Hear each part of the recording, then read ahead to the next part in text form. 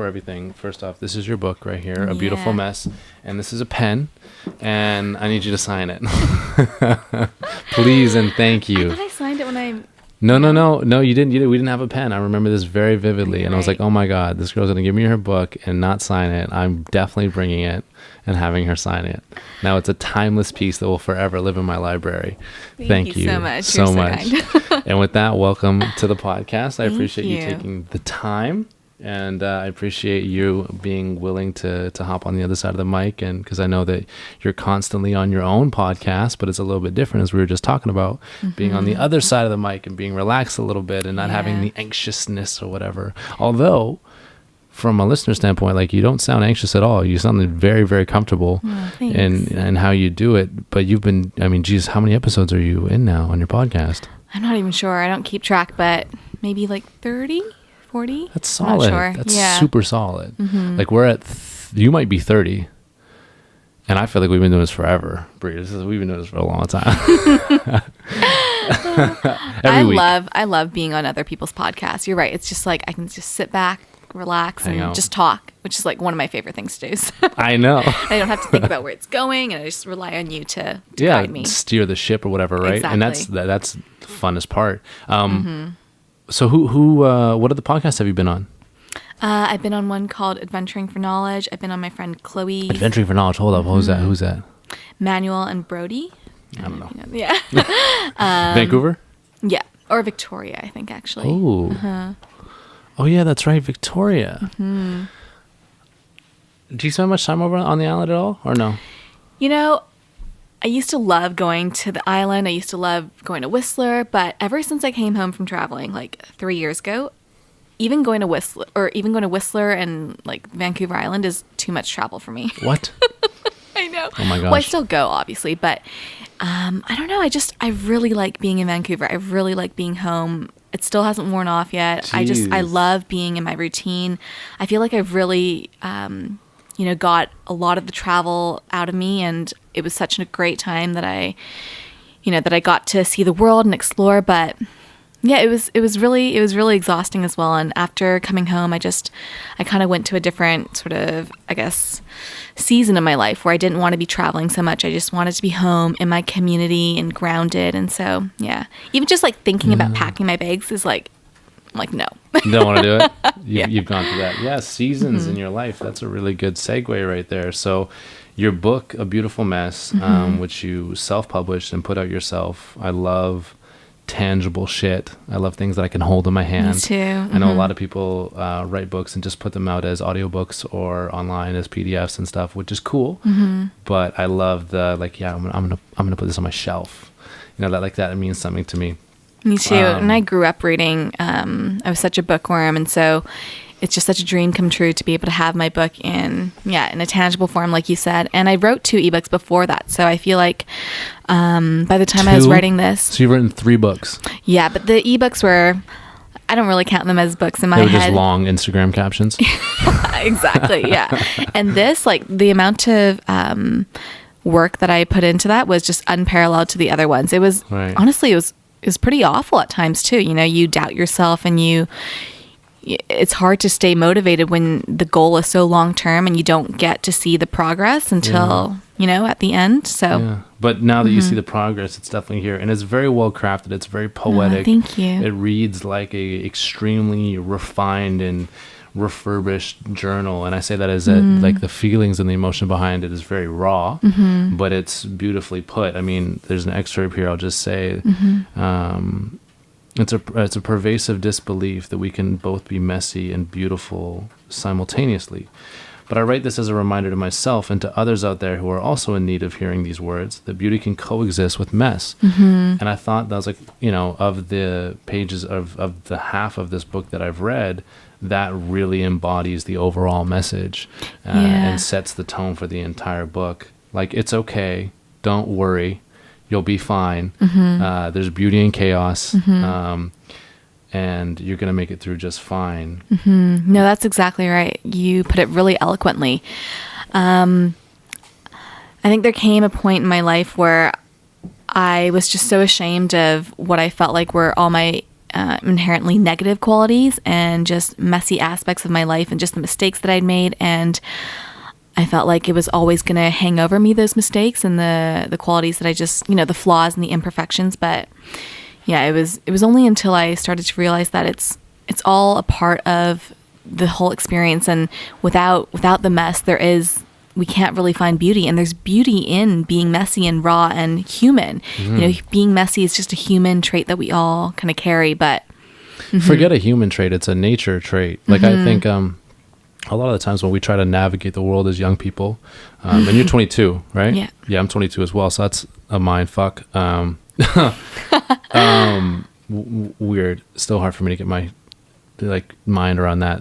Anyways. Me too. Yeah, anyways, you're so accomplished. No. You've transitioned like 100 times, but yet been accomplished within the things that you've gone. And anyways, that's another story. But going back to I think as we as young people try to find answers in this world and try to find direction in this world, I think nature is a great starting point. Whether you want, and in all facets of life, whether it's highly technical or if it's grounded in intuition, nature is extremely beautiful, but it's extremely messy. Have you ever been in a forest? There's shit everywhere. But if you think about it, when you see the forest and it's all chaotic, we don't see that as messy. We just see that it's messy because it's just following its nature. Like Absolutely. A tree properly in nature is not supposed to be all nicely trimmed. It's not straight. Yeah, it just grows wherever it wants to grow. And, if we sort of take a step back, we can see that inherently it is a little bit all over the place. But naturally, your mind just sees it as majestic and beautiful because it's following its nature and it's not trying to be anything that it's not supposed to be. And that's intuitive to you, right? Like that's something you, as a human, you can just go into it and see. And there's systems within that, and you can get very analytical in nature, like, whether that's Fibonacci sequences or like, for instance, in finance, there's something called the Elliott wave theory, which is like stock price movements will reflect patterns in nature.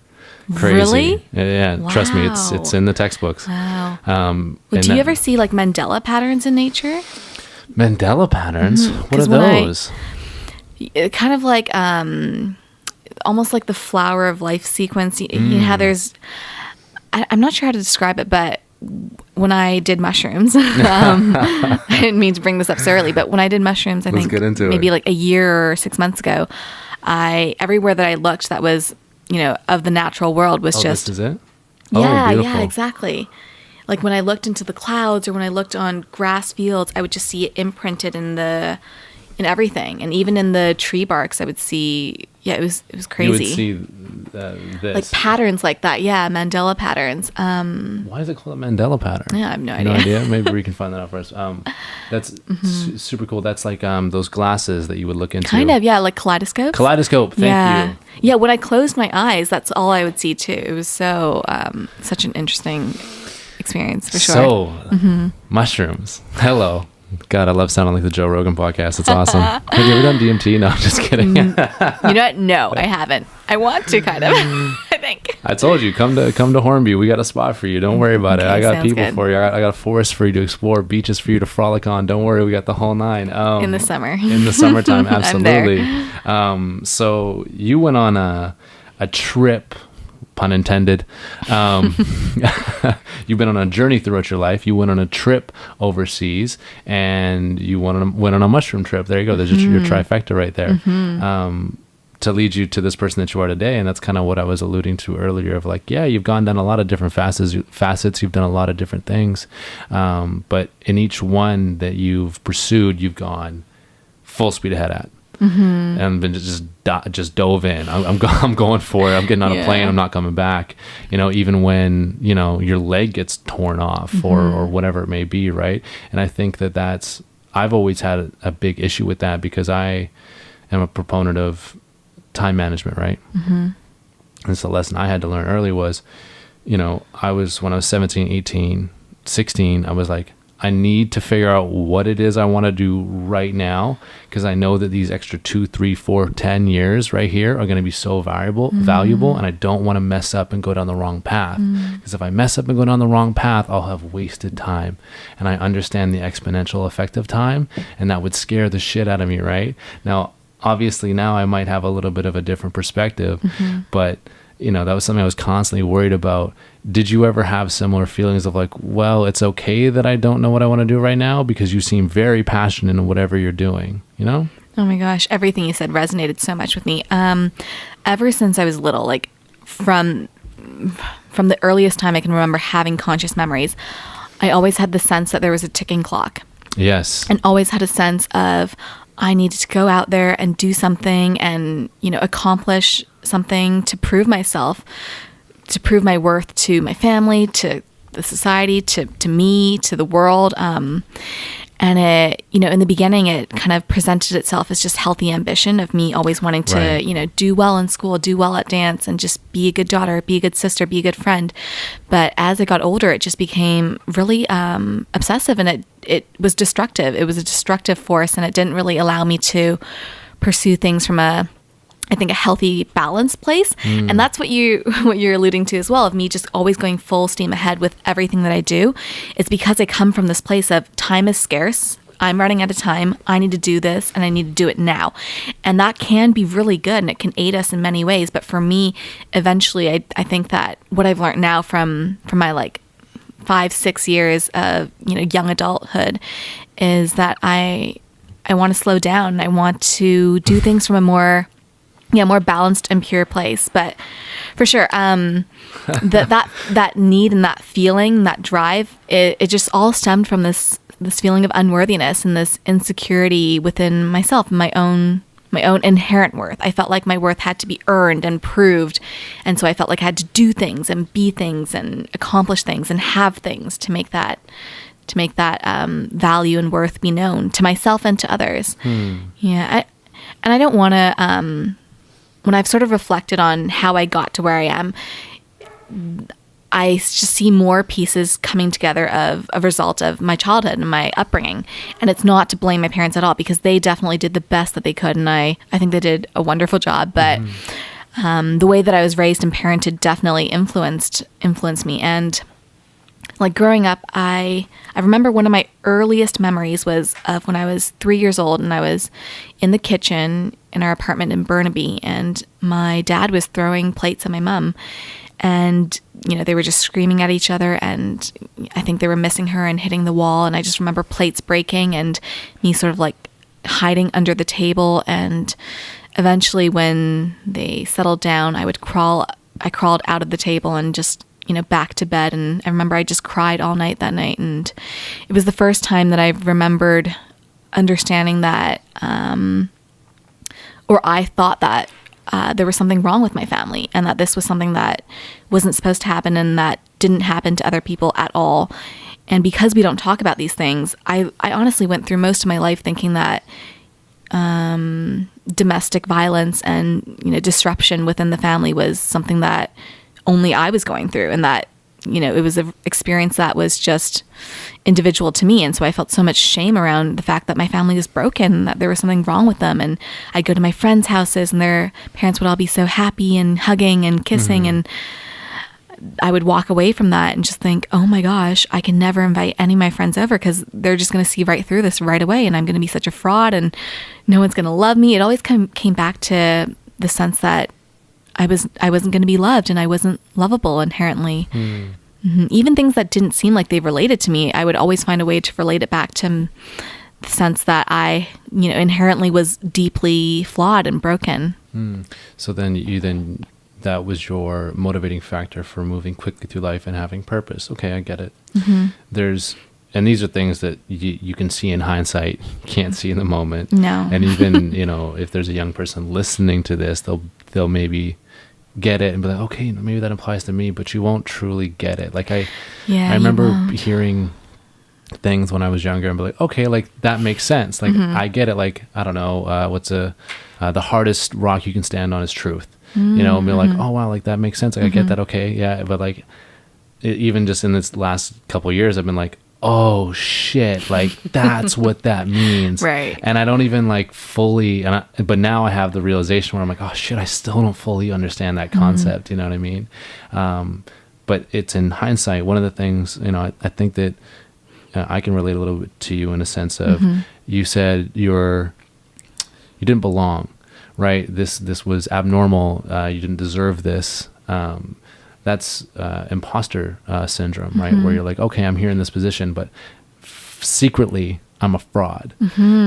But in reality, you're not. Like in reality, you know, for instance, I'll say a lot like, well, I've ran into a lot of luck, right? I mean, you'll say the same thing. I've ran into a lot, I'm, you know, hey, like, Steph, you're doing so well for yourself. Well, like, yeah, I've gotten really lucky. You know, like, I know you've said that, you know, I definitely have. But where do you think that stems from? Because yeah, sure. Like, I believe in luck. I believe in luck. Don't get me wrong.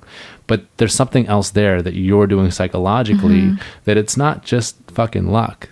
You know, there's something that you're doing inside to say that, you know? Well, I think this is something that I only started to understand maybe this year, but for most of my life, I presented an image of myself and a version of myself that wasn't actually, you know, my genuine true self. And because of that, whenever the masks that I would put on, whenever that version of Steph, you know, of myself would be loved or approved or would, you know, accomplish things or be validated, I always felt like, yeah, that's great. That person is, you know, accomplishing things and getting to places, but I'm not actually because I'm lying to everyone and to myself. Right. And just, I think from having more grace and compassion with myself, it's not that I was trying to deceive people or lie to people. It's just that I was doing the best with the tools that I had. And with the tools that I had, the way for me to feel a sense of belonging and love was to try to mirror other people and fit in with the crowd that I was in. And so I always, I don't know, I think I'm very good at shedding my skin and just putting on whatever I need to, like I said, blend in with the people that I'm around. And a lot of that is also a result of my upbringing, I think, because I didn't want to feel like I was standing out as someone who is Chinese and who didn't maybe understand the same customs that my Western friends did. So I learned to, you know, observe and adapt very quickly.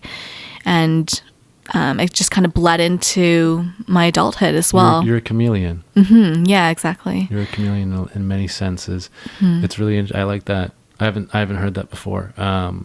Yeah, that person that's in this situation under these circumstances is doing that, and they're doing very well at that. But that person's not me. Exactly. Here's the thing: that person is I'm you. I'm actually the imposter. Yeah, exactly. Right. Mm-hmm. So that person or that persona that you put up, or that layer of skin that you put up, like, oh wow, look how good they're doing. Like you're almost like looking at it, like holy shit, like they're really killing it. Yeah. You know, like what the fuck am I doing over here?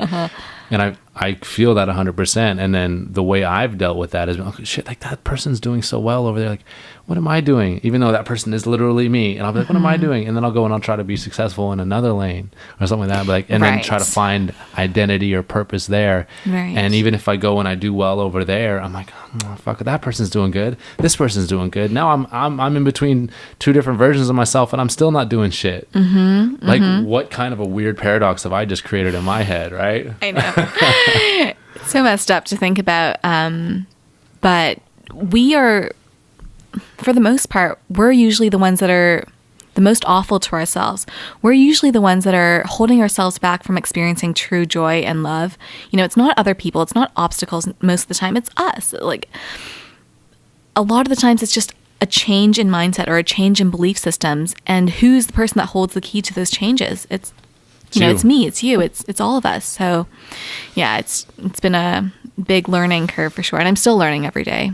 That's another thing right there too, is like so back with that imposter syndrome, I used to say I'm just lucky, or, internally I would say, or not even internally, like say if I was within an organization, I would be like, oh, it's like I'm just figuring shit out on the go. I have no idea what I'm doing type thing or whatever, and try to be humble that way. But then clearly have some natural talent or whatever in that field. But now, because again, I felt like I actually had no skill. Like I just was like you would be performing tasks that would clearly demonstrate you have skill and you're well versed in doing, and then but internally you'd be like, nah, shit, that's not me, that's that person over there, which is this weird thing. And now I've kind of changed that to be like, I love the humbleness of it. And I still want to reflect that, but now I'm just like, well, you know what? I'm just trying to input information and learn as quickly as I can, because I don't want to disregard that there's a shit ton that I have no clue about, but I also don't want to disregard that, like I have put in a lot of time here and gained some skills. I'm trying to find a middle ground there, but I'm still playing those psychological tricks on myself, I know. But now I can recognize them a little bit, kind of. Well, the first key is awareness, right? And so my version of, I'm just lucky, the thing that I always said is I was very fortunately unfortunate, yes, in the extent that I had a lot of sort of, difficult things happen to me. Trauma from my upbringing, and they were so extreme that after they happened, it was like I either had to grow and learn from that experience, or I would be ruled, and the rest of my life would just be centered around trying to move on from that without myself being able to. So either it was going to send me down this path of victimhood and blame and negativity, or I was going to be able to grow and become stronger from it. And all the defining moments in my life, in my book, when I write about my sexual assault or the violence, or when I was really suicidal, all these things, they forced me, it was like a fork in the road of, okay, Steph, what are you going to choose? You're going to either choose this path, or you're going to become really resentful and bitter and become a victim. And because they were so extreme, it was very clear to me that it was, it's like I didn't have... binary. Right, yeah. Maybe in my head I made it binary, but it wasn't this slow sort of steady state of just growing resentful at the world. I felt like I either could immediately go down that route or immediately take a different route. So it was good for my mind that tends to play on polarities and extremes for me to see it in that way. Yeah, I totally play on polarities and extremes as well, and it's really crazy to sit here and talk to you, because similar methodologies executed in two different ways. So like you said, this is how I felt I was lucky. Well, let me come back at you with your version of polarity. So I would do the same thing, in that I would think, okay, this thing happened to me, right? Whatever this event is that makes me feel horrific. And now, I see how people in my environment are reacting to this situation. And I would just, again, polarize it and say, okay, I can either let this dominate me, and I can then I can let this event or this emotion or this person or this community or whatever it may be dictate me, and become essentially like an utter failure and see that around. Or I can just go 100% the other way and just blast through this event, person, feeling, whatever it is, and just go full steam ahead that way. And I would just go, okay, it's A or B. It's either complete and utter success or complete and utter failure. It's like, what do you want? Pick your road. And then when I put it like that in my mind, I was like, well, it's really easy. Exactly. It's an easy decision, right? I had to play that trick. Well, even something that my mind did, beyond just trying to move forward, when I was after I was the sexual assault, which is when you're 14. Yeah, so in the summer between grade 9 and grade 10. Right, how old are you? My bad. Just kidding, buddy. I'm just blasting our intern. Around like 14 or 15, I think. Yes. I was in China at the time, and basically I'd gone to a club with my cousin who was 16, and they don't really ID there. If you sort of look the part, they're like, okay. Right, Asians all the same age as you were saying earlier. Right, yeah. Okay. For the most part. And I remember even when I was, getting ready and dressing up, there was a part of me that was like, you have no business wearing these heels. You have no business dressing this way. But I just wanted to, like I said, fit in with my cousin and her friends. And she was so cool to me at that time. She was older, and I just wanted to sort of make her proud, I guess. And so we went to the club, and this was the first time that I'd really had hard alcohol as well. Yeah. So, very quickly I got super drunk, and we started dancing, and I remember flashing lights. I don't remember much from that night, but I remember she was dancing with a guy, and he had a friend, and so sorry, I started dancing with him as well, and just like one thing sort of led to another, and then we were kissing, and then he was sort of leading me off the dance floor, and and then when I sort of realized what was going on, it was too late, and so I remember kicking him off, and I ran out of the room and found my cousin, and I just grabbed her and I said, we have to go right now. And so we left, and the whole cab ride home and that whole night too, when I was sleeping as well, I felt like there was this layer of just filth on me that could never be washed away no matter what I did. And I just felt instantly so gross in my skin, and like I was dirty, like there was just like I'd done something just terribly wrong, and like I'd never be able to right this wrong. And so because I think that shame was just so immense and so all consuming, I felt like I wouldn't be able to go about my normal life with that hanging over me. And I remember the next morning when my brothers asked me, how the night was, I just immediately wanted to start crying and just, run away from that truth. So in my head, something clicked, and I just told myself, you know what, Steph, that never happened. You're going to forget that happened. And yeah, you're just going to wipe the slate clean, and no one's going to ever have to know about it, and you're okay. And so, yeah, I just like smiled, and yeah, it was fun. And after that, literally, I truly forgot. And I only know this because of, what I later on started doing with the social media blogging and being very transparent with my eating disorder and, the other things that I'd struggle with. I never was, trying to hide anything from anyone, but I always left that part of my story out because just, I forgot. And so it's just crazy the power that your mind has to change the narrative that you're telling yourself to fit the expectations that you have of yourself, And I think also the reason why I had so much shame around it, and the more that I've talked to other people that have, survived rape and, things like that, it's always, we feel so much trauma and shame around it because we feel like we were partly responsible. I feel like it's your fault. Yes, I really do feel like I thought that I played an instrumental role in what happened because of how I dressed and how I was acting and how I was flirting or how drunk I was. And so because of the role that I played in it, that's where the shame came in, and that's where the secrecy started happening as well. And yeah. So you felt as if you could never right your wrong, but you actually physically wrote your wrong, or not your wrong, but the wrong in your book, which is really interesting. This is just weird, but I'm going to go with it anyways. You felt as if you had forgotten about it, right? So I've experienced similar things in my life where, so I don't live where I grew up, right? I live in Vancouver now. And so when I go back, very infrequently, sadly, I will have, community members say, oh, I can't believe that this happened to you, or this happened to you, or this happened to you. And I'm like, fuck, that did happen. Right. And I recently just went to not a physiotherapist. I do go to a physiotherapist. Shout out Nick Lowe. I just went to a psychiatrist, and or a counselor, or whatever you want to call it. And it was such a weird experience for me because I hadn't done that. I went through like child therapy when I was a kid. Like the government put me in child therapy or whatever. And I hadn't done it like the 10 years essentially. Right. And then, through the first couple sessions they're like, okay, like tell me about your life.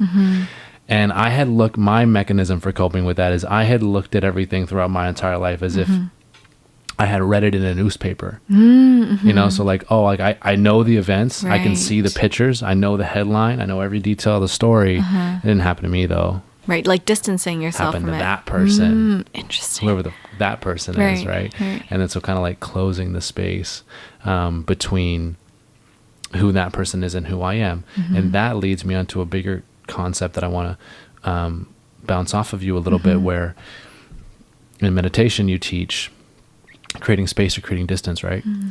There's a concept within that that there's a difference between pain and suffering. Pain is inevitable. Pain is everywhere. Our world is pain. But suffering is the resistance to that pain. And so that, in turn, again, suffering is a resistance to that pain. So you're creating space, but you could also be hugging it. You could also hug those emotions, as in, when I look at these trauma, as again you were saying from your past, these traumatic events, I almost look at it like a fight, where in boxing or MMA you can get distance between your opponent, or you can hug them. Right. And those are two, like, I don't Like want the clinch, right? like the clinch, right?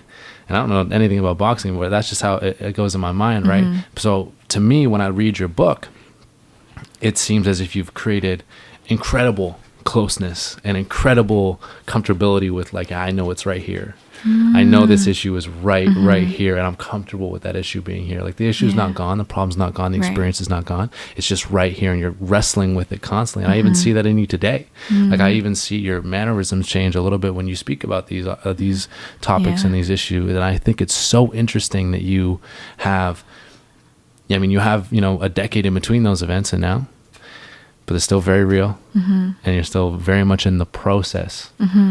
So with that in mind, and what I'm trying to get to here is, you're still very much in the process now. What's the next step for you in terms of dealing with this shit? Because you're past the point of, I have a problem, I'm dealing with that problem, I'm reflecting on that problem, but we're not free of it. Yeah. You're still very much there. So how do you get free of it? Well, I don't know if the goal necessarily is for me to, like, liberate myself from that narrative. Thank you for getting that word. That's the one I couldn't think of. Could read your mind. But I think for me, it's more about being able to integrate it into my experience and my identity without it taking over, and without it dictating where I allow myself to go, if that makes sense. So yeah, for me, it's more just about integration now, and less about trying to, like, detach myself from it or heal myself fully. I think the healing process for me is about bringing it into my story and into who I am without it letting me, or without letting it sort of rule my life. So for example, for a long time. You see what you just did with your semantics there? Without letting it. Right. Yeah, true. I don't know. Sorry. No, I like that. Thanks for catching on. Yeah, No, for sure.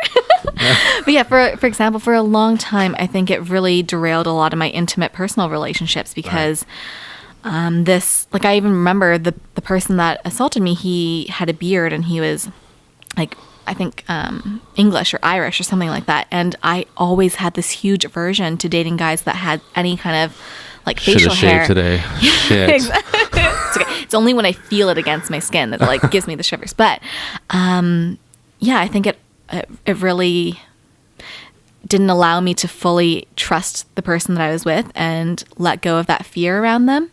And so that's just an example of how I think it played a part in, or it still had its hold around me and its grips around my life. But now, for the most part, I think it's always going to give me this kind of visceral response when I talk about it, because it was such a traumatic experience, and that trauma is still very much locked within my body. And interestingly, when I stretch and when I go to yoga sometimes, and I remember when I danced and I did a hip opener workshop, I remember crying so much during it, and there were just a lot of stored up, pent up emotions, I think, in my body, trapped in certain parts of my body. In your hips. There you go. In my hips, honestly. Damn. And so my hips are so tight. Me too now. I need to get back to stretching and yoga. But yeah, things like that, I think it's always going to just be a work in progress, and I'm going to keep working towards it. But to the extent that it really derails my life and doesn't allow me to go have certain experiences, that's, I think I'm hopefully beyond that. Yeah, more and more. And the more I talk about it, and the more that conversation is met with empathy and not judgment, and not sympathy, because there's a difference between that, I find that the more I'm able to heal from it and integrate it into my life and my story. And I think that's really a huge part of shame too. Getting through shame and moving through shame is about learning how to, like you said, I'm like very close to all these things that I once felt so much shame around. I'm like hugging it and embracing it. And for me, that's been a huge part of moving beyond it, is saying, you know what, this happened to me, and there's no way I'm going to be able to get around that. So I might as well embrace that part of my story and be able to, share it and help other people also move on and live your life without having it hold you back. Yeah. Not let those events or emotions dictate your day to day. Yeah, that's really interesting. And I like that you've taken the approach, like, again, we said there's two approaches, and you can create distance, through actually creating distance, or you can create distance or comfortability or acceptance through closeness, right? I like that you've taken the closeness route. On the topic of emotions ruling your day, or ruling your narrative, or ruling your life, or ruling your week, or ruling your decision making, I find that to be very interesting that you said that, because you are a person that when I read your books and when I listen to your podcast or I watch your videos, you're such an emotional person. Like, you're just spilling out fucking emotion left, right. It's beautiful. Like, don't get me wrong. I don't mean to put any negative connotation on that. And yet you're like, well, I don't want to be emotional, and I want to be logical in my thought making. And I want to have, think thoughtfully about what I'm doing and not let my subconscious rule it. And so what advice would you give to people? Because I'm the exact opposite, where I'll say, okay, I don't want to be emotional. I don't want to let past events or my ego or whatever it is rule my day, my life. And so I'm just going to be extremely logical. Right. And the way I do that is that little emotion faucet. I just go, see ya. Right. Done. But you somehow have created a contrast and a way to have, essentially have your cake and eat it too, where you can be emotional, funny, bubbly, and at the same time not let those emotions rule you. How do you do that? Well, it's like, how everyone always says that, to try to be like children, and how children are so in the moment and so pure. I think there's, in one aspect, I 100% agree with them, but in the other aspect, children are very emotionally volatile. They don't have a lot of emotional maturity either. It's like they don't get a cookie and they start crying and bawling. So you don't necessarily want to be so sensitive in the aspect that you can't see your emotions in perspective and be able to have some sort of discipline and control over it. But also, like you said, you don't want to necessarily go to the other extreme where you're just closed off and very numb to all the emotions that you experience. And for me, it's been about resilience. So learning how to be vulnerable to the world and feel things, whether it's negative or positive, good feelings, bad feelings, feel all the things, but allow yourself to learn the skills to navigate those emotions and not let them drag you down so that you react to them. I don't know if that makes sense, but it's like the way that I see it is you can either sort of put on armor and put on this shield and go out into the world and deflect everything and not let anything penetrate you, or you can learn how to let those things, impact you, but have resilience enough that you can, if it's negative and if it's hard for you to deal with, to have the strength to come out of it and not let it just drag you into this, spiral of sadness and emotional volatility. How do you learn those skills? Well, it's cool that you mentioned meditation, because I think that has helped me a lot with being able to feel what's being brought up to the surface through meditation, and then having that pause, that space in between before you react, right? That's the key, is like that moment in between. And same thing with what you're saying with pain and suffering. It's like we all can feel that physical sensation or the emotional sensation of pain, but the pause between whether we're going to attach to that and actually react to it and feel the suffering is your decision. And I learned that very distinctly at the Vipassana meditation course that I did.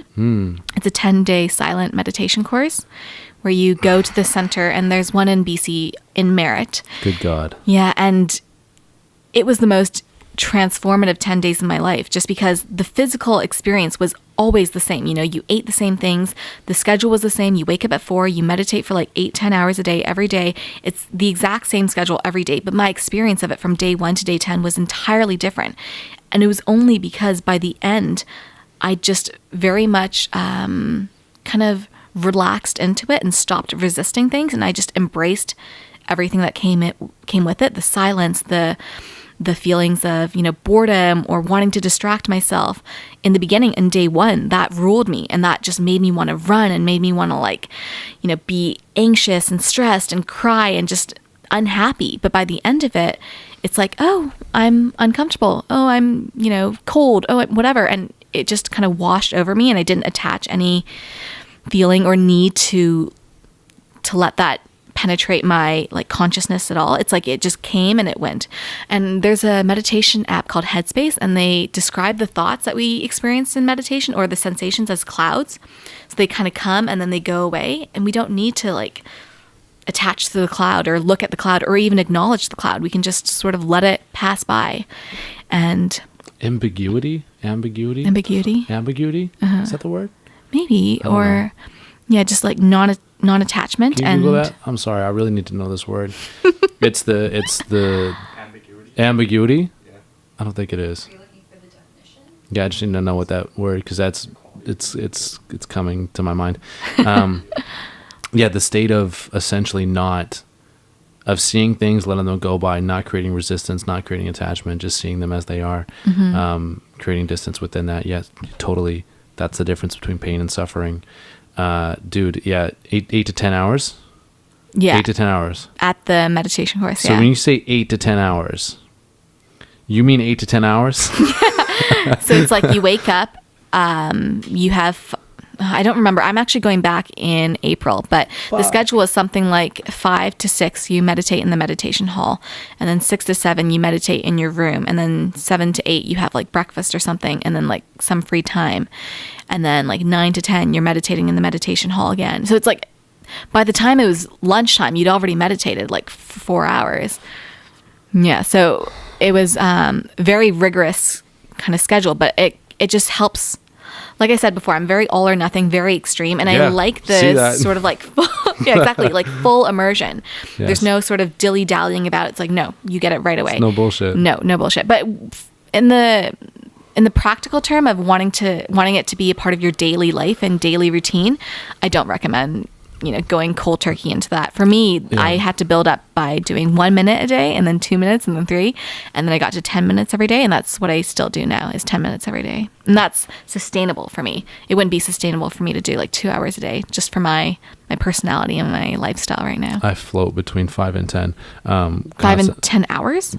5 minutes. and 10 Okay. minutes. Everybody relax, okay? I'm gonna get all these crazy DMs and stuff. No. 5 to 10 minutes, and I try to break up my day with meditation. I'll either do it dead in the morning, so I work in finance, so I have to be up very early, and I'll cut out an hour just for like, maybe I'll run, or maybe I'll go to the gym, or if I'm not doing that, I will, it'll be just like mobility, stretching, and meditation and breath work, right? Nice. And I love that. Or I'll do it, like for instance today, crazy hectic day, had to be, working early, got to run in the middle of the workday, thankfully, but didn't get a chance until the afternoon, just a couple hours ago before I came here. And at that point in the day, like I'll go, like I use Calm, I'll set just 10 minutes, right? Yeah. 10 minutes. I struggled so much. I'm literally on my 130th practice. I know that because it tells me, or whatever. And I've been doing it like essentially since the start of last year. And it's like, I'm looking up and I'm like, 3.5 minutes? Are you fucking kidding me? Isn't it crazy how slow time passes? Oh my God. And I'm still so bad at it. Yeah. I'm still horrifically bad. And I do breath focused, and that's it. I don't use any sound or nothing. Like I just go breath. That's it, period. And I've tried for the 30 minutes, I've done it. I suck at it. I'm horrific. So just for you to say, oh, I did an hour, then you go eat, then I go do another hour. Like I actually know how hard that is. Yeah. So when you're in that moment, I'm just curious. And I don't know if listeners have gone and done that or not. If you haven't, please try to, get it into your daily practice of some way, or just find a way, or just give it a shot. And don't just give it one shot, give it 10 or give it 5. You know what I mean? Like at least a week. Please. But so when you go for these hour-long sessions, like, what's your strategy? Well, I didn't have a strategy at all. It was just get through the hour. Like the first few days, I'm not exaggerating when I'm saying every time we would go into the meditation hall, I would have this sensation come over me of I need to get the fuck out of here and I need to run away, just because it was so hard for me to be with myself, with my own thoughts. And the silence was just so, it was deafening. It was Kills you. Yeah, it kills you. And I think the reason why I was always like medicating myself with distractions was because I didn't want to feel all the things that I was trying to run away from. And a lot of it was, like, for example, when I was there, in my head, I wrote letters to every single member of my family because there was just so much. Yeah, I felt like there were so many unsaid things that I wanted to get off my chest, and so many feelings of guilt or resentment or anger or frustration that I'd never been able to communicate with them. And growing up, it was, we didn't have a very open communication sort of policy within my household. Right. So coming home from that Vipassana meditation course, I wrote all the letters, and like with my parents, it was the most dramatic, I guess, but it really healed our relationship, and it really allowed us to move forward from there. Like, for example, with my father, there was just so much anger towards him, and I couldn't get around the fact that he had been so, in my eyes, like awful to us. And so like, I just thought that he was such a bad person. And I would say that I hated him, and I didn't want him at my wedding and all these things. And I tried to get emancipated when I was younger. And it was just like a whole host of, I know, I was really resentful and bitter, but, and because this is the thing that I would never admit to anyone, is that I saw so much of myself in him. I could relate so much to his temperament and his personality. And whenever people would say that I was like my father because we had similar interests or similar drive and work ethic, I would always get so angry. I'd be like, don't you dare say that I'm like my dad, because in my eyes, I thought that my mom was the good person and my dad was the bad person. So if you're saying that I'm like my dad, then clearly I'm bad. And that was a lot of, I think, why I also felt those feelings of just being broken and not enough. But anyways, there was, coming home from the meditation course, I sat him down and I invited him for coffee, I think, and we talked for like 2 hours. And in the beginning, it was so awkward. I was like, hi, Dad, like, thanks for meeting me. But afterwards, let me just rewind. I think I always stopped myself from fully forgiving him because I was always waiting for him to take the first steps. I thought like the responsibility was on him. The onus should be on him because he's the father and he's older. But I had to realize at that meditation course that if our relationship was going to progress, and it's better for both of us if it progresses, if it was going to progress, I needed to take the first step. So inviting him to coffee and telling him, I'm sorry for the role that I played in our relationship being the way it is now. Because, I said a lot of awful things to him. I said, I was mean to him. I was spiteful and rude and resentful. And then for the first time, I asked him about his life and his childhood too. I was always so angry because I was doing all these things when I was younger, school and clubs and sports and dance, and he never seemed to take an interest in my life or what I was doing. And I was always so angry at him for that. But when I turned the tables around and flipped the switch and, point the finger at myself, how much time did I take to get to know him? How much time did I take to have an interest in him as well?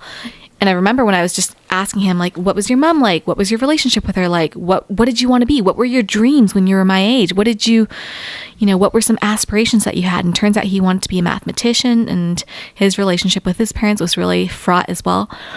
But the look on his face when I was asking him these questions, it was just so, he was so relieved almost, and he was so happy, and it almost made me want to cry just thinking about what it had to have been for him to have this family of 3 kids and a wife and feel like in his own house and in his own family, like he didn't belong, like all 4 of them hated him and were on his wife's side, because that's what it was. And we made it very obvious that we didn't approve of his actions and that we were on my mom's side. So I don't know, it doesn't make what he did right. It doesn't make the abuse or the violence right, but it does make me have a lot more empathy and compassion for how difficult it must have been for him to navigate his own insecurities. It all stemmed from his own insecurity of not feeling loved from us. And so he tried to force that love, by either buying it sometimes or by literally forcing it with, violence and abuse and threats. And it all just came from this very desperate place of he didn't feel loved either. And so anyways, that 2-hour conversation that we had was incredible. And now moving forward from that, I text him and, we joke around, and I just see him as this this person with such a huge capacity to change for the better. And it was almost like he was just waiting for someone to take a chance in him and to give him the benefit of the doubt, because we never did. And as soon as someone did, he fully embraced that opportunity. So, yeah.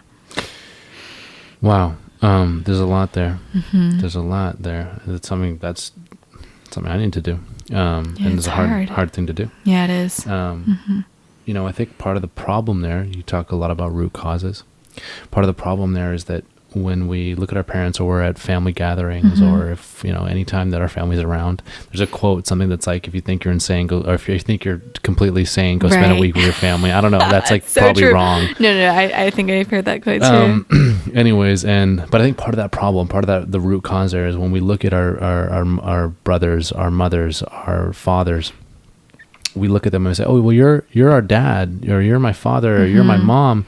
You're supposed to act like this. Like, this is like, and you're not acting like this. Like, I see everyone else. Like, again, you go over to my friend's house, I see their moms and their fathers acting this way. Why are you acting this way? What's wrong with you? And then you get all that resentment this way because you have preconceived notions. Yes. And all of a sudden there becomes tension and you don't understand where they're coming from. Well, how about rather than that, we just look at that and say, okay, hi, Dad. Like, you're a person. Yes. Holy fuck. You're a person. Yeah. You're a person that was once a baby. And that baby then turned into a teenager and then a young adult that had dreams and aspirations. Yeah. Did something happen there? Did something not happen there? Like, but at the end of the day, you're a person. I'm going to treat you like a person, not treat you like a father. Yeah. Right. And even, you know, on the flip side, maybe that's helpful for parents out there. Like, you're my son or you're my daughter. You shouldn't be acting like this. Like, no. Like, that's a fucking person right there. Like, your dad's this person, your mom's a person, your father or your brother and your sister, they're all people. Like, you're a community.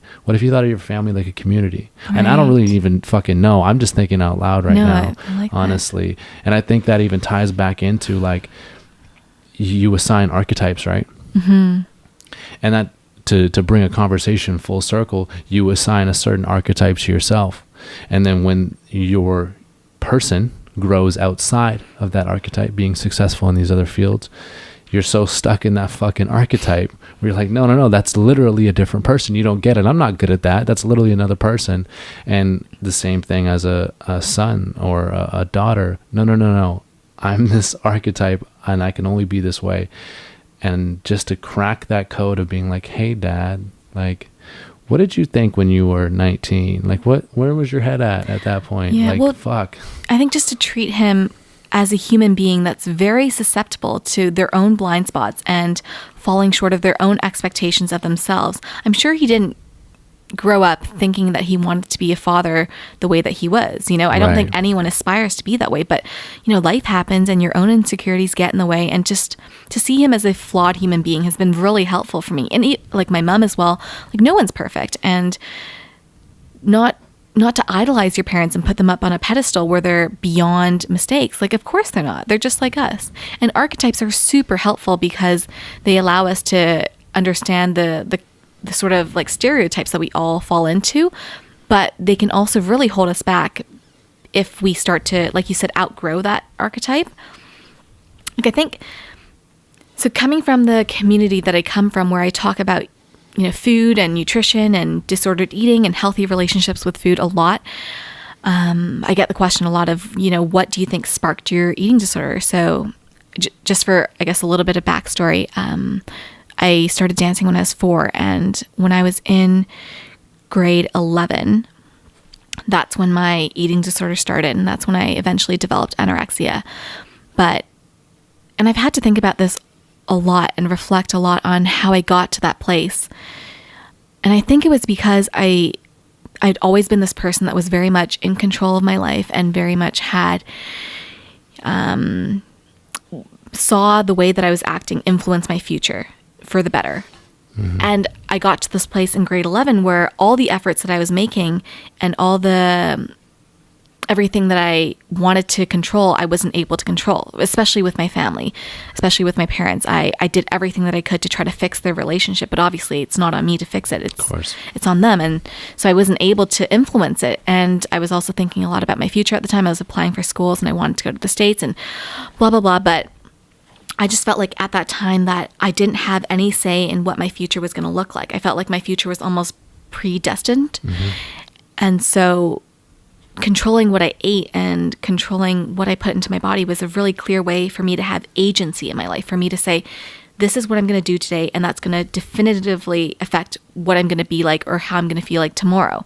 And even though it's so minuscule and petty and just like a very surface level thing of controlling what you eat and what you look like, it really gave me a sense of control again. And I latched onto that, and it just spiraled out of control from there. But in the beginning, it started from this need for agency, and I'd outgrown the archetype of the person that I thought I was, which is, cool, calm, and in control. And my life was not looking like that. So I needed to find another outlet to have some sort of agency. And it became, like I said, food. And it just sort of grew into that. Yeah, it grew and it spiraled and it snowballed. And before I knew it, I became that person that I never thought I'd be, severely underweight, isolated, not comfortable eating around people, not comfortable eating in general. And this is from someone who just grew up loving food, like such a passion for eating good food, because my mom has the most carefree relationship with food. So I just modeled it after her growing up.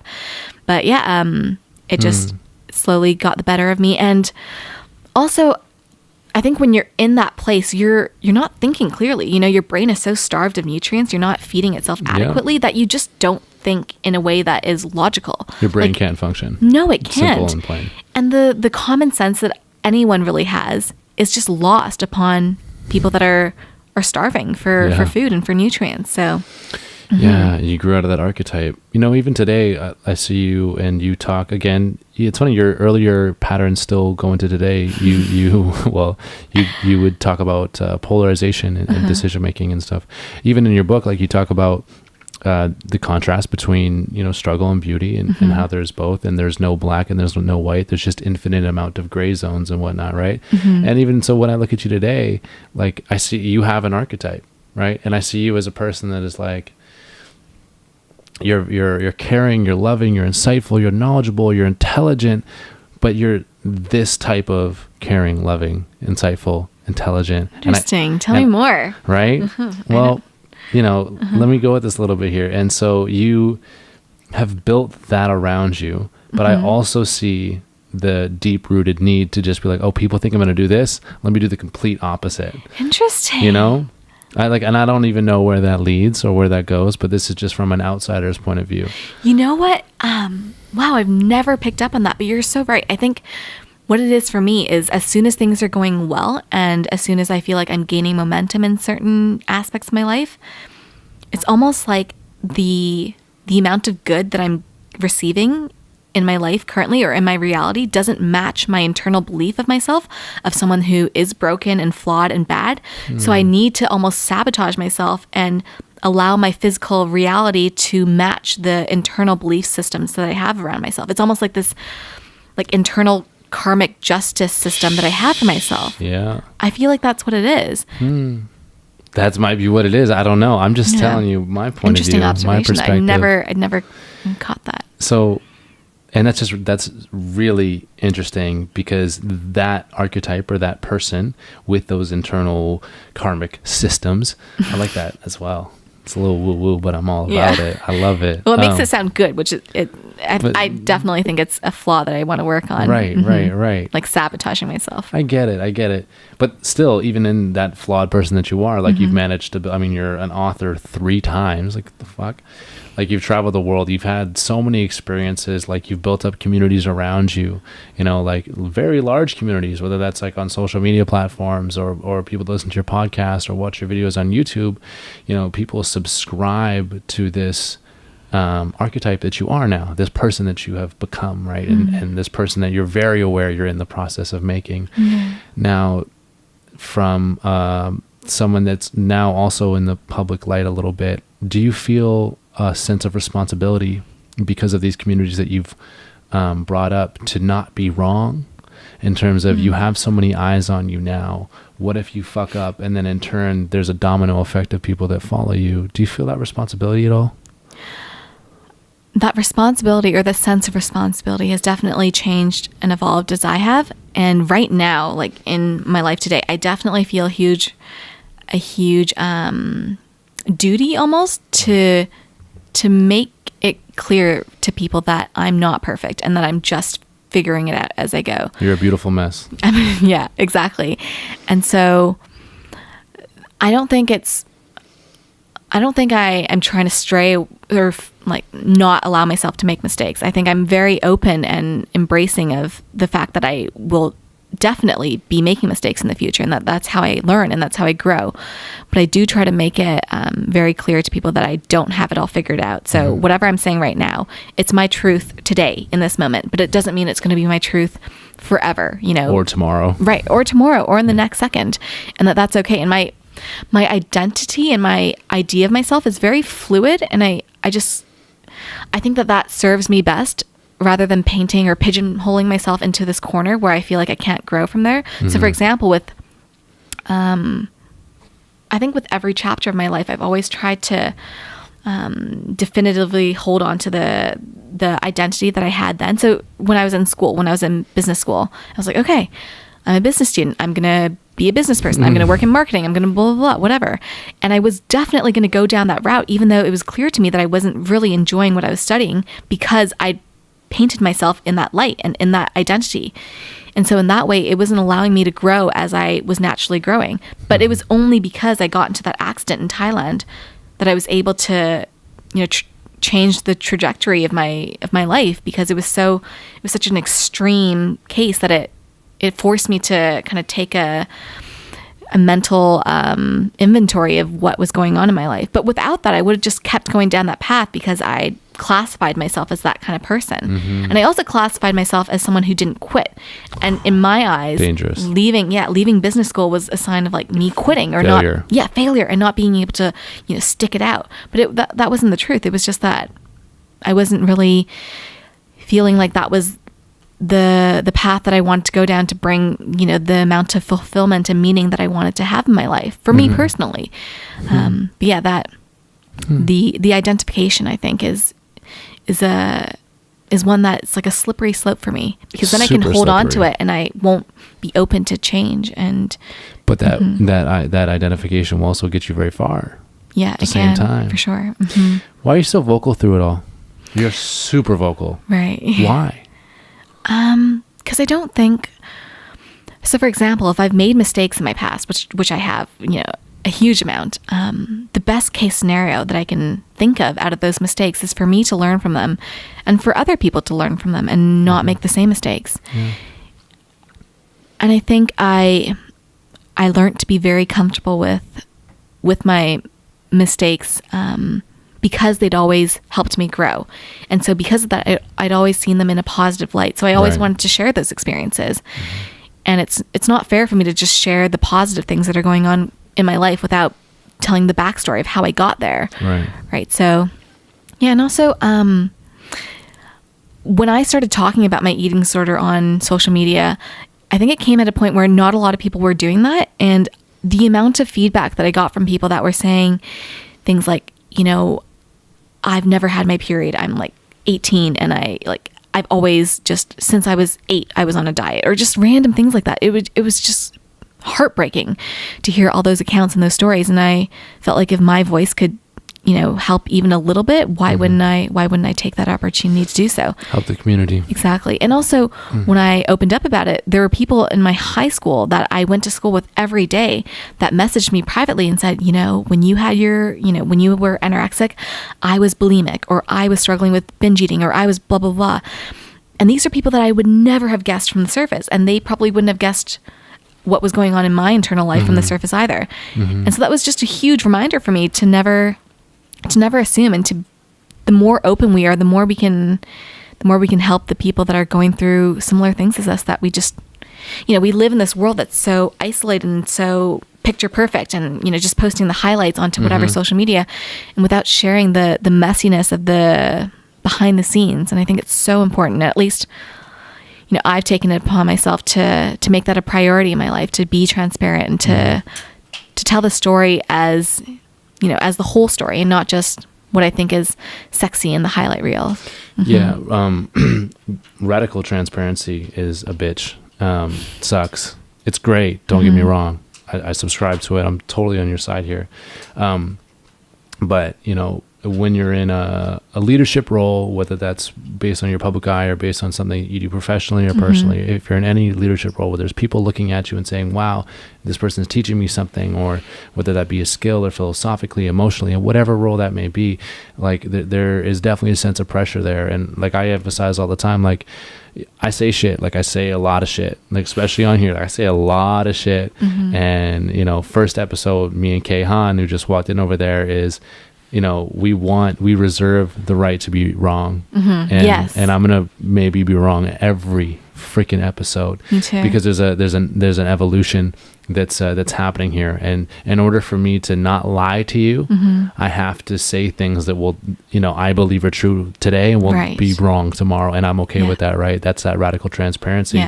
But then that goes the other way, and when you're in this public eye, the other side of that comes to you as well, where you will have people that will just frankly hate you for it, right? Like radical transparency sucks. Like, oh, I see that person, and maybe it's a jealousy thing, maybe it's not, but it's just maybe, even if it's internal, you know, I had a conversation today that was like, Josh, listen, you know, this has never come up, but like you've rubbed me the wrong way over the last year I've known you. I'm like, what? You know, but I value the hell out of that person for telling me that, and like, you rub me the wrong way for these reasons, and I'm over here like, damn, like I didn't have any of those intentions, though. That's a miscommunication, and I'm so sorry.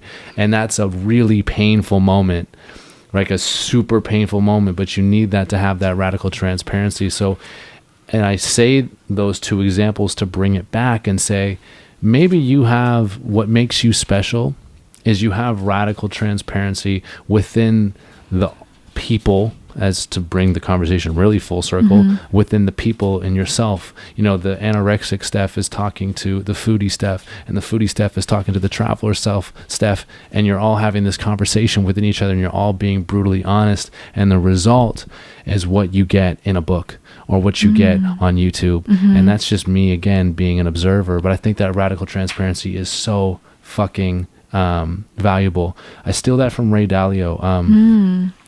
Do you know Ray at all? I've heard of him, yeah. He's probably the greatest hedge fund, or he is the greatest hedge fund manager ever. And I just finished his book, Principles for Life and Work. He's a great writer as well. That's his idea of radical transparency within work organizations. It's very cool. I definitely recommend that you should read it. You get a lot of value in it. On that same kind of notion, he also speaks about failures, and rather than, and what I see you doing is, you don't look at yourself as the sole owner of your failures. You just kind of look at your failures as in, you're the manager of your failures. Okay, that was a failure. That employee was a failure. Like, my life is a business, and that employee was a failure. Let's put that take that failure and put it in a different light. You know what I'm saying? Okay, Let's take that employee, and okay, maybe that job's not right for him. Maybe he needs to be a writer, you know, rather than a producer. So let's go take him, and you shift it right there, and you're constantly shifting, and having the radical transparency to do so. So with that, what I'm trying to guess is, how the fuck are you going to shift your internal employees, your internal failures? Because I'm looking at you right now, and I'm like, where's the failure? You know, like, I want to see, to me, as someone who cares, I want to see the next thing you do, or maybe not the next thing you do. I just want to see the next failure and go, how the fuck is she going to pivot off of that? Because you're so radically transparent, you will have those failures that will be public in a sense, right? Because you'll be open about it. And that next point, that next jump, is what I'm going to be so interested in.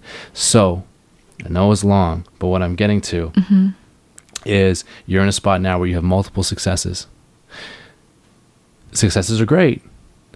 They're not the most valuable thing, though. And that's not where you grow the most from. Do you think you're going to be stunted off of this success? Or do you think it's good and it's all momentum? I feel like your greatest next step is always, it's always a minor setback for a major comeback. I always feel like that's what it is. And I have to have a failure in order for me to just explode.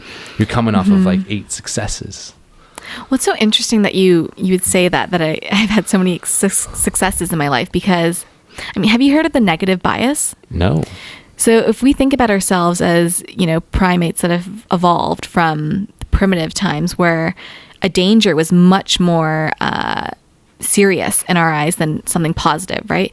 So let's say you see a snake. That snake is going to stick in your head much more than if you find an apple and you're like, okay, I need to remember where this apple is.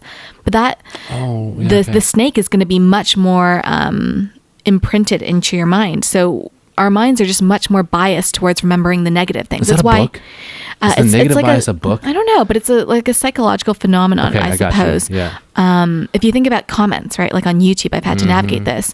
Negative YouTube comments stick in your mind way more than positive ones. You could have like 1,000, and then you could have one negative one, and all you're going to remember is that negative comment, right? And similarly, I think in our own lives, we remember the negative. The negative sticks out to us.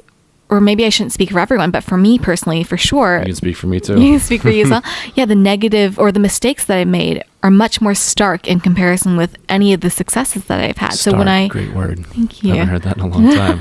So when I take inventory, I'm cutting you off left, it's just right, and center. a result of eating a lot, or reading, eating a lot and reading a lot. Sorry, I cut you off 3 times as a result of. No, don't worry. But. I think it's as a what was I saying? When I take inventory of my life, it's the negative things that really jump out at me. Yes. And it's not to say that I internalize that negativity or the mistakes and think that I'm a failure or a mistake, but it's just that I think it keeps me really humble, because I never really dwell on my successes. Whenever I do succeed or accomplish something, I'm always jumping to the next thing. And what's playing on my mind is just the mistakes that I made and how I can grow from that and learn from it, and also share it in a way that can be accessible to other people to learn from as well. And you talk about failures, right? And this isn't a failure, but this is a mistake that I've made, where the lesson that I've really learned the last few years is to not speak in such definitive terms. I think I've always done so, and it's always bitten me in my ass. I remember when I left business school, I was saying to people and my friends and my parents, like, I am never ever going back to university. Yeah. Never. If I want to learn something, I'm going to learn it in the school of life. Whereas like I will learn it on YouTube, any skill that I need. And now here I am going back to school, right? So it just shows that it's hard for you to know how you're going to be in like a few years or a decade. And the fact that we're always evolving, like you said, it means that it's almost guaranteed that I'm going to say some things today that I'm going to disagree with in 10 years and 20 years. But what should that do? Should that stop us from speaking our minds now? Of course not. Hell no, right? Yeah. It just means that we have to be humble and open to the fact that I'm probably making mistakes right now, but that's okay. And we learn as we grow. Yeah. Yeah. We had Azelle North on, and Azelle said that I was opening up. It was one of our like first 10 episodes. And I was like, I'm afraid of fucking up and saying stupid things, that this will be on record forever. And I will forever have said something dumb. Yeah. And he's like, and I'm like, listen, I'll look back. He was episode, I don't know, like 10, let's just say. And I'm like, man, I look back at episode 5 and I'm like, oh my God, like, I can't believe I said that. That's so stupid. Right. And he's like, listen, man, you're looking at this entirely the wrong way. Take that in terms of how far back do you look at yourself and be like, oh, wow, like that's a little embarrassing, or like I didn't know a lot then, or whatever it may be. Like that rate of change, see what that rate of change is and use that as a pace. Like, dude, that's such a good thing. If you look at yourself a month ago and go, fuck, like, oh man, like I had this opinion and I was so definitive about it. Like, dude, that means you've grown that much in 1 month. I love that. That's such a great perspective. Right? Like use that as a speedometer and like, yeah, you're pivoting, you're moving, you're learning quickly. And I was like, Right, because if we look back at like 10 years and we agree with everything that we said 10 years ago, that's like a bad sign that we're not changing thing. and progressing. Yes. Wow, that's such a great point. I love that. Amazing. That's And so I good. don't know, that's coming from a person that has changed and pivoted a lot, right? And so how many times do you pivot? And I'm not saying like go out and, try to make a fool of yourself. Like that's not what I'm saying. I'm just saying that if you look back retroactively in hindsight, and if you look 3 months ago and you're like, yeah, I was like pretty much the same person. That's not a good thing, dude. Exactly. Like, you know what I mean? Like, especially when you're, in your 20s or even 30s, like you should be looking back and being like, fuck. Exactly. Yeah, I stumbled, because every stumble it leads to something greater. That being said, you have some new ventures and I don't know if you want to speak about them, but you have some new things that you're working on, whether that be in business, whether that be in education. First off, I went the same route as you, and meaning I went to business school, then dropped out from business school. Yeah, my whole mouth to everybody, like, I'm so smart, watch me go do this. Yeah. I was like, okay, I get it. So I'm gonna go to school, get this degree, and then go try to get that job. Well, what if I just said F the degree and I'm gonna go get that job? And that's what I did. Right. Don't get me wrong, like that's what I did. But I was very vocal and embarrassingly, like vocal of like, don't worry, I know everything. You guys go learn. I'm gonna go do things as I know. Yeah. Super fucking embarrassing. Me too. And so for you now at this point, you're at a humble point. You're like, all right, well, now I see the value in post-secondary education. What was that mindset change? And then what made you also want to continue going the entrepreneurial route at the same time? What's your mind at and around that? Okay. So I'll definitely speak to the educational standpoint and what sort of changed my perspective. But for me, it's not that I actually love hard work, and I love sort of like slaving away at a goal. Like the book was hard to write, and I made a deal with myself that I'd wake up every day and write for an hour. And every day for like 2 years almost, I did. And sometimes I would just sit at the computer and not type anything. And sometimes I would type and then erase everything. But I did it every day. And the reason why I was able to do that is because I knew what I was working towards. I had the goal in mind. But with business school or with just the post-secondary education that I was going down, like I didn't see the end goal as something that I actually wanted. The end goal of what people that I was aspiring to be like was not something that I wanted my life to look like. And so it was like this cognitive dissonance because I was working so hard towards it, but I was working hard towards something that I didn't actually want. But in a way, it was so far down the line. It was like 4 years in the future that it didn't really affect my decision making at the time. It was like I was putting off the delayed dissatisfaction with my life for the momentary satisfaction of fitting in and doing what my parents and society wanted me to do, which was go to school.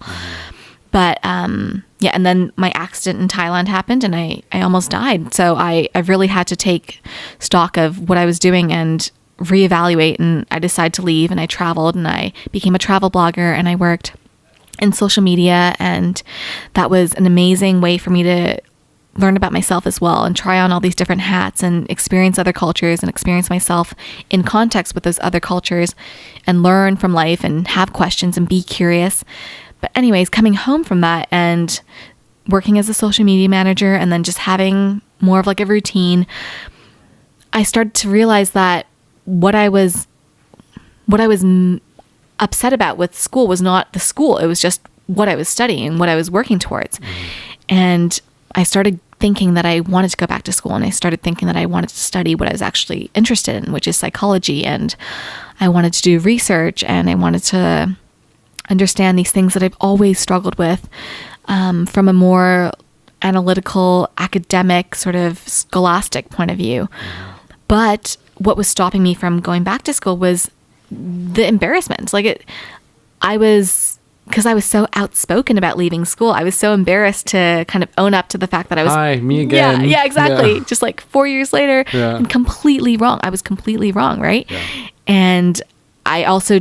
there was a lot of humbling that I had to do to myself, a lot of humility of, I might be this age, but I'm going to be in a classroom with, people that are right out of high school, and that's okay. And like, it's a part of your process. And you had to go through those 5 years to be able to want to be here in the seat and want to be studying what you're studying. So I had all these thoughts, but I still didn't want to act on it because of that. I don't know. But anyways, I think I told you before, but it was doing mushrooms that allowed me to get to this place where I really didn't care about what anyone thought. You know, when, I don't know what it was like for you, but when I was doing it, I just was so carefree, and not even carefree, but I had no inhibitions of not doing something because what someone else would judge me of or as.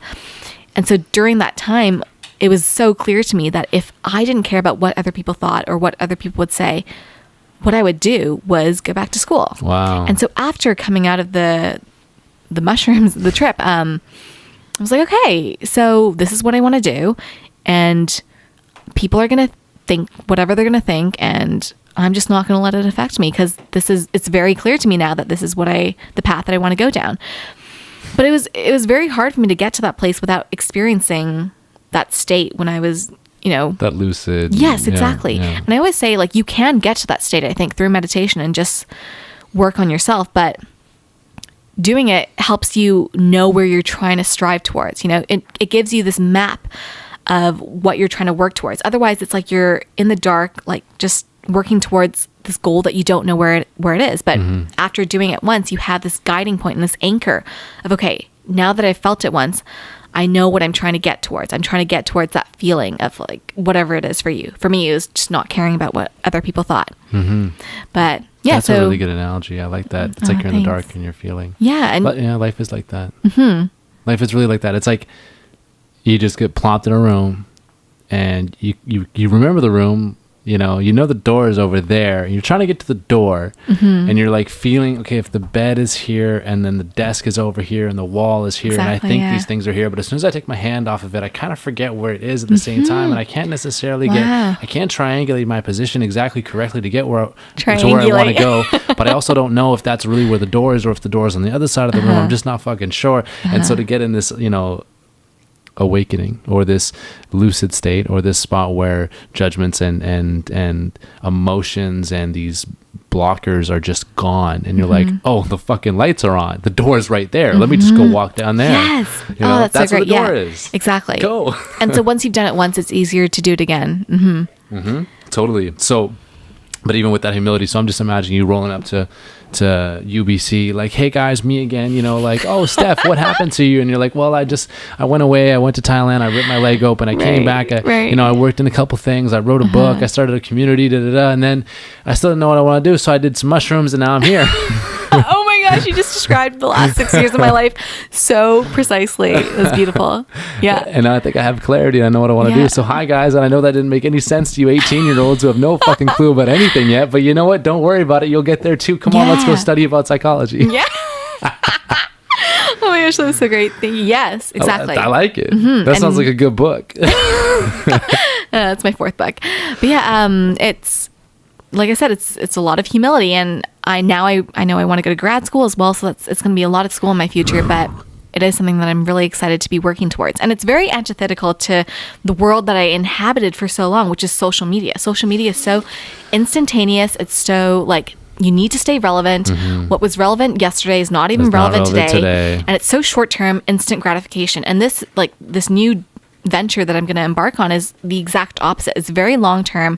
The results come very slowly, and you have to just kind of put your head down and work towards it. It's not like you get the gratification every day from every like that you get. You do. So it's really like a very polar opposite of the world that I was in for so long. And it's going to be really refreshing for me as well, because the need to stay relevant is such a exhausting, sort of taxing endeavor to embark on, of like every day trying to do something that would keep you relevant. And I remember when I was full on, like, this is when I was traveling and I was making all my money through YouTube and Instagram and ebooks or whatever, I would wake up in the morning and already feel like I was behind. I felt like I already needed to, post something or share the story or write this thing and make this video. So I know exactly how you feel. So that's amazing. I have the same inclination. I'm honestly just not there yet. Like, I have a couple other blockers I'm trying to get over as well. Like again, similar paths, went to school, left school, did a bunch of other awesome stuff. And then now you're at this point where like, oh man, like I really want to be in school. Like I find it, I really genuinely want to sit in that lecture hall and learn that shit. Like I have that. So my blocker is essentially like, I have this, so I came up just poor, that's super poor, and that kind of gave me like a predisposition to always have this inclination around money. Like I don't need a lot of it, I just need enough. If I have enough, I'm good. Yeah. I'm fine. Like honestly, like I'm not a material guy. I don't really give two shits, right? I just need enough. And if I have enough, I'm all good. But if I don't have enough, oh my God. If I go into debt, oh my God. Like don't play those games with me, you know? And right. and so now my thing is like, well, I need to go through, build a career or build residual income or build whatever it is, so I can just go to school and not even worry about money, so I can be free to learn. And I still like, I'm not, and that's not the truth. Like the truth is I can quit my job, I can use that cash, go to school, or even take out debt if I need. I'll be fine. Yeah. Like even with no family, so I'll be good. I can do that today, but I can't mentally do it, right? Anyway, so that's my blocker, and that's just me being vulnerable and open, right? I don't think I've said that before. So but that leads me to a point, like what I want to get at is so through your travel you started to build up an online presence, and you started to build up just essentially a portfolio of work that you then could grow on and whatnot. So you have, if something's very surface level for a listener right now, where they listen to the podcast every week, and who's this girl, right? And it's in a sense, okay, so I'm gonna go check her Instagram profile, and it'll say vegan and podcaster and storyteller and all that stuff. Okay, like cool. And then they'll go to your YouTube, and like, hey, she's like reviewing food and like doing, and then they might read some of your writing, and they'll be like, hey, what the fuck does this girl do? Like, okay, I get it. She does X, Y, and Z. She looks like she has an amazing life. She's very vulnerable, right? She's very open with where she's at, but she's doing all these amazing things, and I'm just stuck in my job. Like, how does this girl actually like bring money through the door? You know what I'm saying? Like, that's a hard question to ask, but that's something I guarantee people that are listening to this right now are thinking like, okay, yeah, I get it. You're super awesome and stuff, but you don't come from, I mean, you didn't have a $1 million trust fund. Like, how'd you make this work over the past couple of years? So my entire life, I've always been saving up. I've always been saving. Like, I think I had a very similar scarcity mindset to you around money. I hate it, Steph, because I keep on saying shit and you just keep articulating it 4 times better. No, I'm just kidding. I'm just kidding. You're priming it for me. I had all that time to think about the right words. But yeah, I think I had a very similar mindset with you growing up. And so I'd always been, working part-time jobs and trying to save up. And it was similar to you. It was like a safety net for me. Yes. I always felt safe when I had like some money in the bank saved up. And I don't know what eventuality I was saving it up for, but anyways, nevertheless. And when I left university, I didn't have to spend my savings on schooling. So I had all these savings. And that's initially what prompted me to go traveling. Because I was like, I have this money.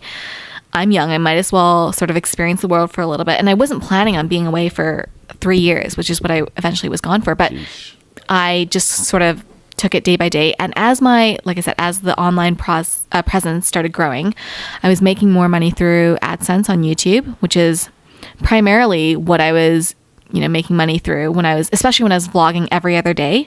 You make like a fair bit amount, especially when you're living in like Southeast Asia, which is what I was doing mostly. So the cost of living is very cheap. Very low. So basically everything was just, into the bank.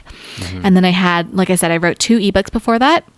And so the sales of those were pretty instrumental as well. Damn. But the way that you can't just write an ebook and sit on it, right? You have to be constantly promoting it. And the way that you promote it for the most part in the social media world is by having some kind of presence, right? And so through Instagram and through YouTube, that was all in the like goal of, I guess, selling more of those ebooks.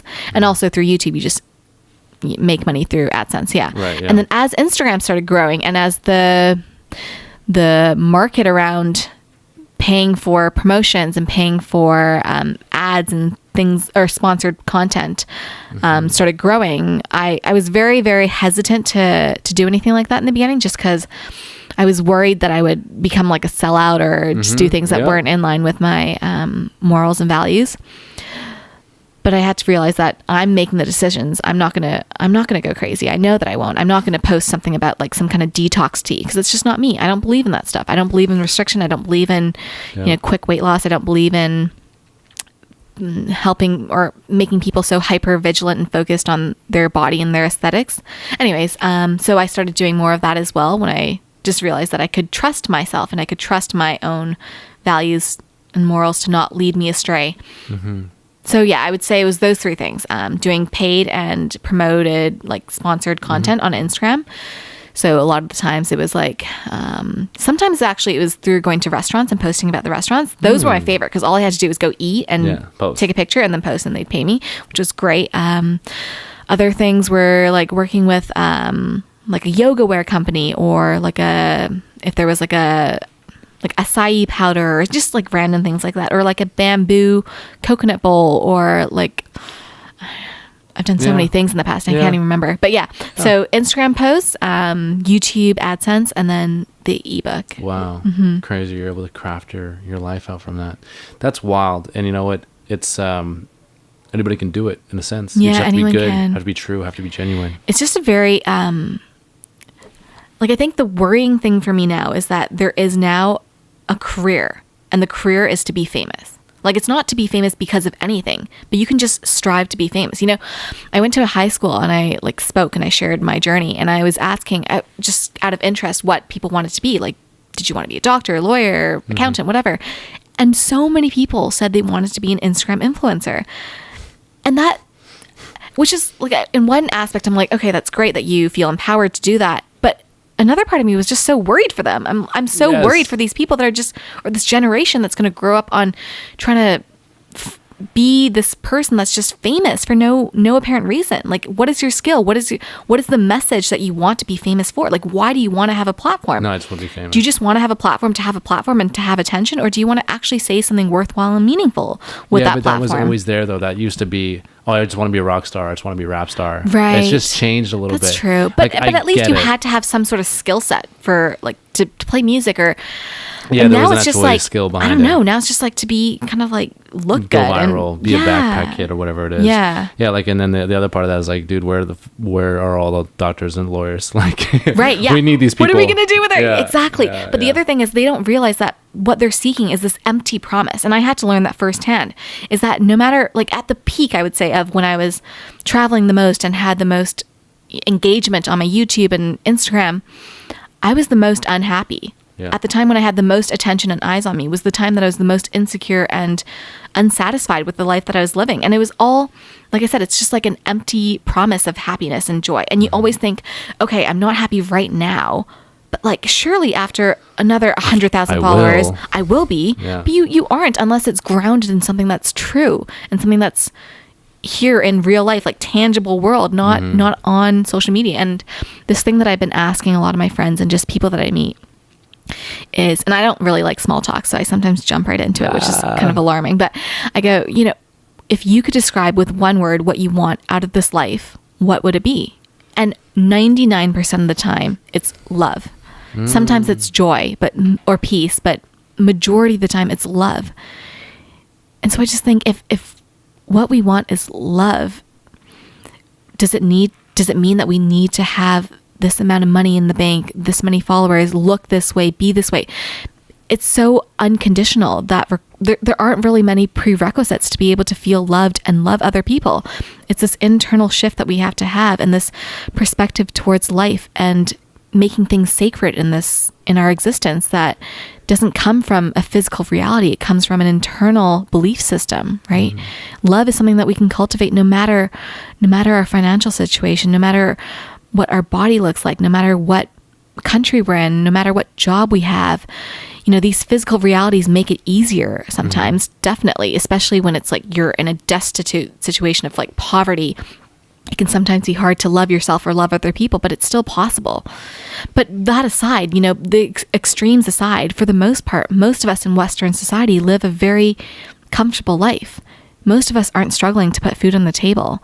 And so most of us have the luxury to be able to understand that that's the priority, and to not let not get so caught up in life and other things that we lose sight of what really matters. And I would say what matters is remembering that love is what matters. Beautifully said. All you need is love. Yeah. One love. One life. I love it. Let's end it there. Sounds good. I love it. That's amazing. Listen, you know, it's good to hear other people say these things. You know, it's good. Like, it's good positive reinforcement. These are things we know, things we've seen, things we've heard, but you know, hopefully you can be a voice that can help someone internalize those things. That's the goal for me. Me too. Listen, you're a beautiful soul. You're a beautiful mess. You're on a beautiful journey. I'm grateful just to have played a part in where you're at. Thank you so much. It means so much to me to hear that. I just want to, you know, I'm happy to watch and just see, because now I'm plugged in. People are like movies to me, you know. Like I want to like, oh, this is interesting now. Like now, I don't watch Netflix. I watch people, you know. Like, oh, I know her and how he's done this or how she's done this. Like, where's she gonna go next? So I'm just very excited, and I have a lot of faith in wherever you're gonna go next, and just happy to have, you know, taken you and time stamped you in a sense, and now we can go back and say, hey, remember that was crazy. Yeah. You know, remember all those foolish things you said? Yeah, all the mistakes you made. Right. Anyway, so where can we plug? Where do you want to direct people to? They can find me on Instagram. That's probably the quickest and easiest. Or that's my website. So it's stephyu.com. My podcast is on there. You can buy my book on there. And my Instagram and YouTube are Happy and Healthy 96. Hello. I love it. Steph, thank you so much for dropping by. Thank you. Thanks for having me. This was so fun. Thank you. That's a wrap. See you guys. Bye.